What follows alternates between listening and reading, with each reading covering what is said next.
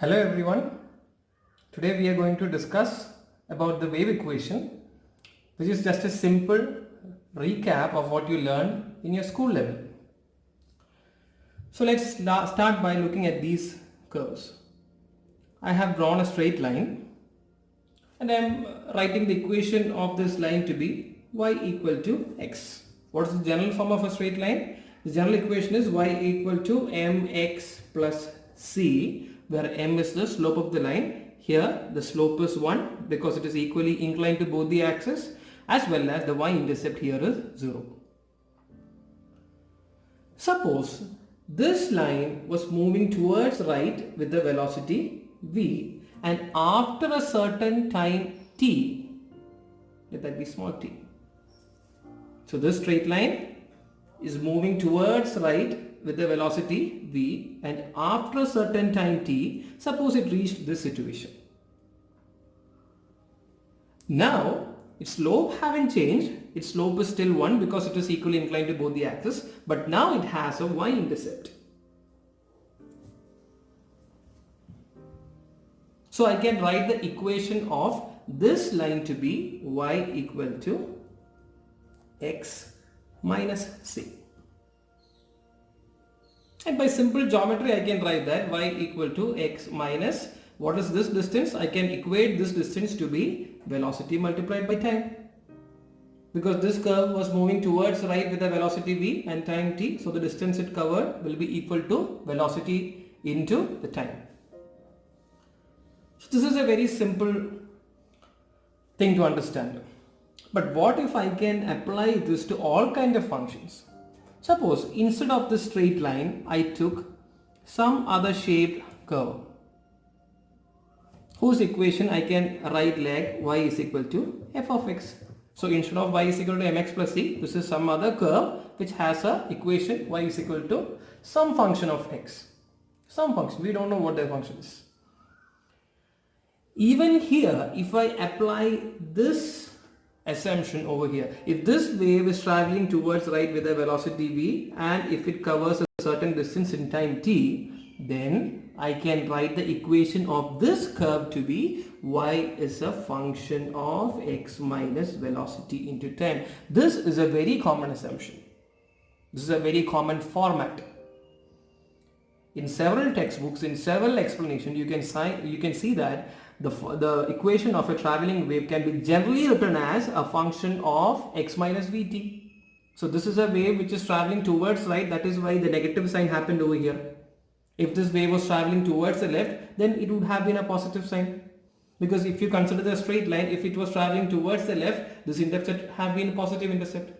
So the equation would have been y is equal to x plus v into t, not minus. So now what if I choose the function to be some function which I know? For example, a sinusoidal function. A sinusoidal function like a sine wave or a cosine wave. So I am taking a sine wave. So what is the equation of this wave? Surely it is a function of x. So I can write it like y is equal to maybe sine of x. Here the function happens to be the sine function and the argument to be x. And if the sine wave is traveling towards the right, I can apply this argument over here.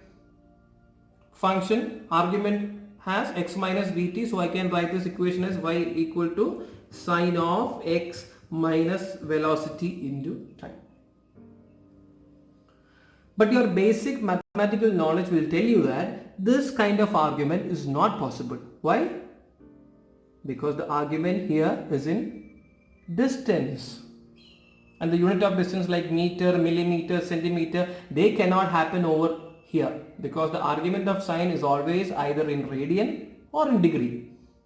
Here x is in distance, velocity into time is another distance. So if we do distance minus distance, we will again get a distance quantity which cannot be used as the argument of the sine function. So we have to make some arrangement so that we can make the argument in radian, so that we can make this equation complete.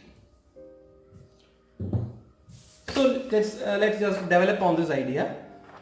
So I have drawn a much more bigger diagram of the sine curve, and I have marked the wavelength of the curve, which you already know. What is the wavelength? It is the length of one complete wave. And what is one complete wave? If we talk in terms of oscillations, it is the time required for the oscillation to come back to the original position. Start from the mean position, go to the extreme position, again back to the mean position, the other extreme position, back to the mean position. This is one oscillation. Or we can say that this is one complete period, or 360 degree, or 2 pi radian. And the length of the wave in order to do this, and that is called the wavelength. So let that be there. So what is the equation we just wrote? We just wrote that y can be written as a sine function of x minus vt, which is not possible. This is not possible. What adjustment do we have to make? We have to make this argument in radian. So how can we make this as in radian?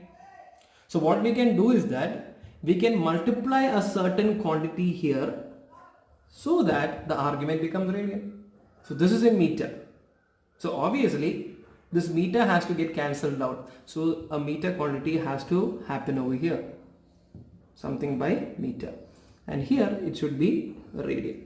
So when we multiply this quantity, this meter and meter will cancel out and the sign argument will be in radian. And do you know any such kind of quantity? You have learned that in school.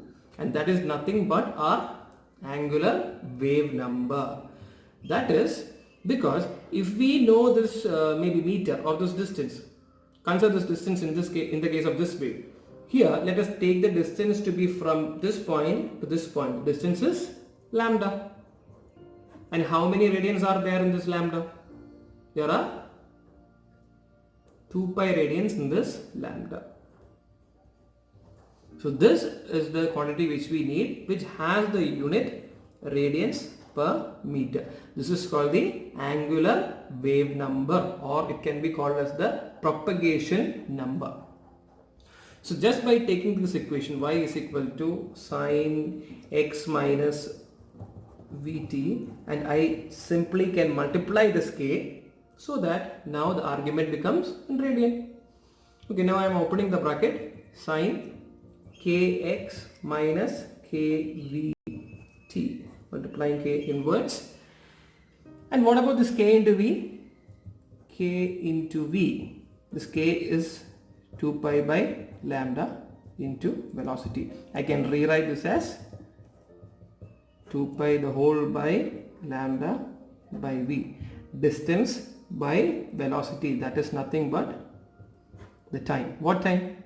The time it takes to cover this distance with the velocity v. What is the time required to complete one complete wavelength? And the time is called time period. And this 2 pi by t is nothing but omega. So what is this k into v? K into v is nothing but omega. So again I can rewrite this equation as y is equal to sine kx minus omega t. So what is this? This is the angular wave number. This is the angular frequency. This is the time instant. Capital T is the time period. That is the time required to complete one full cycle or one full oscillation. So this is the simplest form of wave equation which we can write. Now, so I guess this is clear. That is, we can write the equation like y is equal to sine kx minus omega t, and this particular quantity here is called the phase. The argument of the sine function is called the phase, because it is this quantity which determines the value of y, the displacement. Y is nothing but the displacement. So it is this quantity which determines the displacement at each and every value of time. So as time changes, the phase will keep on changing. And it is the phase which determines the value of y at each and every time. So if you look at this particular curve, see, let's take the extremes to be, let this be 1 and let this be minus 1. What are the maximum minimum values of sine? Sine's maximum value is plus 1 and sine's minimum value is minus 1. So at some particular value of t, sine will have its maximum value, that is plus 1. Where it is happening? It is happening over here, maximum value. And at some particular time, sine will have its minimum value, that is minus 1. It is happening over here. And at all other positions, sine will have some other value which will choose the value of y at all these instants. So as time passes, it is the phase value which will determine the value of displacement of the particle if this wave is passing over that particle. I hope this is clear. And now we can develop some more on this idea.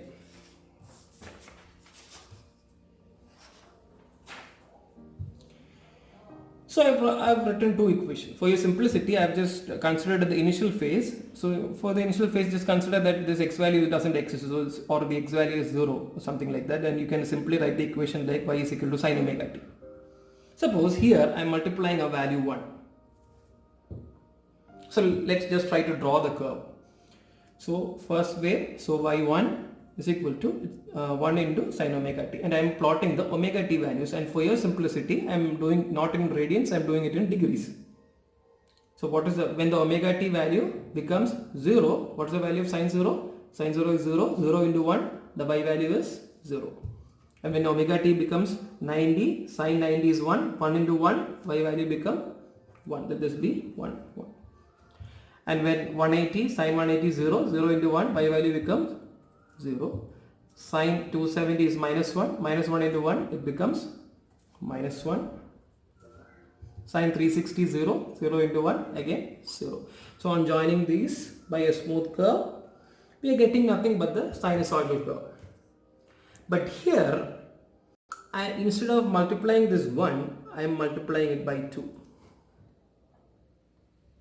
So instead of 1, the point I need to mark is 2 and minus 2. So applying the same arguments over here, initially I will get 0, next point 90, sine 90, 1, 1 multiplied by 2, you will get the y value as 2 and not 1.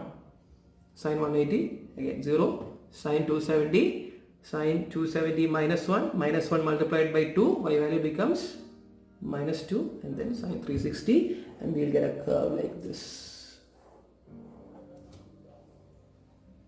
What is the difference? This is a much more bigger curve than this one. And this quantity which I multiplied over here is called the amplitude. So what did I add to the wave equation? We already know the wave equation like y is equal to sine kx minus omega t. Now I multiplied another quantity that is called the amplitude. So just by multiplying this quantity, you can increase the amplitude of the wave. And amplitude is nothing but the maximum displacement from the mean position. Here the maximum displacement was 1, here the maximum displacement was 2, and it is that 2 which I multiplied over here, and that is the amplitude of the wave. Now I am doing a little bit of another arrangement. What if I am taking this equation? What is this equation? Y is equal to sine omega t, right? I am just adding another quantity with this. Now let's try to plot the curve. When omega t becomes 0, 0 plus pi by 2. What is sine pi by 2? That is 1. When omega t plus 90, 90 plus 90, 180, that is 0. When omega t becomes 180, 180 plus 90, 270, that is minus 1. When omega t becomes 270, 270 plus 90, 360, that is 0. And the next point we will get it over here. And when we plot the curve, we will get a curve like this. What did I do? And now this is the third curve, y3. Look at the first curve. In the first curve, the phase happened to be omega t. This is the phase. And for the third curve, the phase happened to be omega t plus pi by 2. So you can see that it is the phase angle which clearly determines the position at each and every time. Here, the phase was modified, so we got another curve. So by suitably adjusting the phase value or the phase angle value, we can change the displacement by varying amounts. Or in another word, you can say that there is a phase difference of pi by 2 between third curve and the first curve.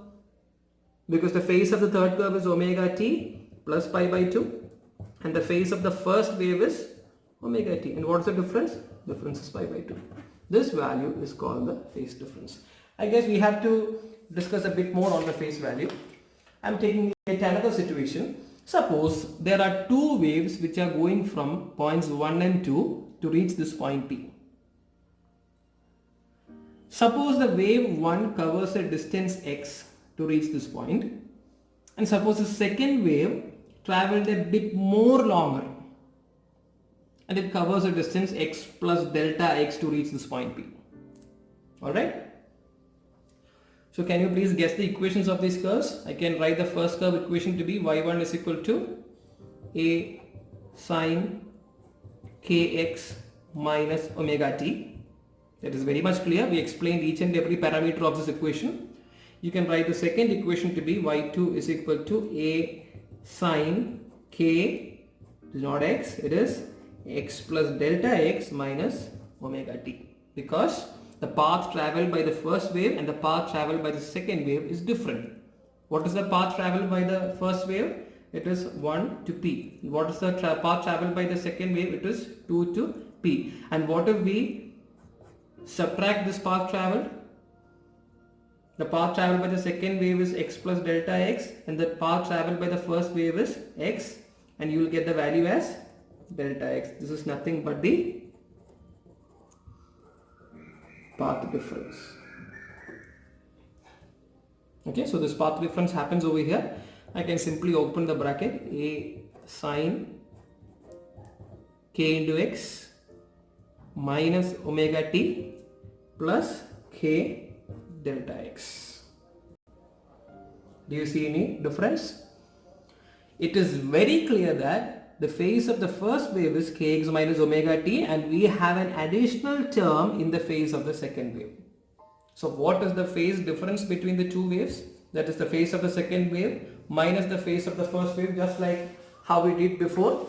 The phase of the third wave minus phase of the first wave, we got it as pi by 2, we called it as phi. So this additional term should be called phi. Similarly, we can call here the additional term to be phi. That is called the phase difference between two waves, or you can even call it as the phase constant. Why you can call it as a phase constant? Because that is the constant quantity which you are adding to the phase so that you can compare both these waves. So the displacement of the second wave is given by the phase, nothing but it is just a quantity that is different from the first wave. Alright, and so now what is phase? The phase here is given by k delta x. You know what k is, you know what delta x is, and you know what phi is. So you can write this like the phase difference will be equal to, what is k? K is nothing but 2 pi by lambda, the propagation number or the angular wave number, multiplied by the path difference.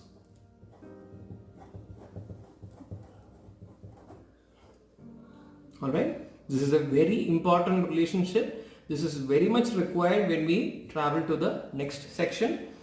So this is the general equation of a wave, that is y equal to a sine kx minus omega t plus one more quantity now phi, and this can be either plus phi or minus phi depending on the situation. If this travels a lesser distance, it would have been minus k delta x and it would have been minus phi. So what are each and every term in the equation? Y is the displacement in the y direction, a is the amplitude, k is the angular wave number, omega is the angular frequency, small t is the time instant, and phi is the phase constant, and this quantity together is called the phase of the wave, and omega can be written as 2 pi by capital D, where t is called the time period. That is the time required to complete one full oscillation, whereas this t is the time instant at which we need the displacement of the particular wave. So this is regarding the wave equation. And now our next lecture will be on what happens at this point P when these two waves reach at this point. So I hope this particular equation is clear. Each and every parameter is very clear. You should be clear with that. Only then we can conceive the idea what happens at this point. Thank you.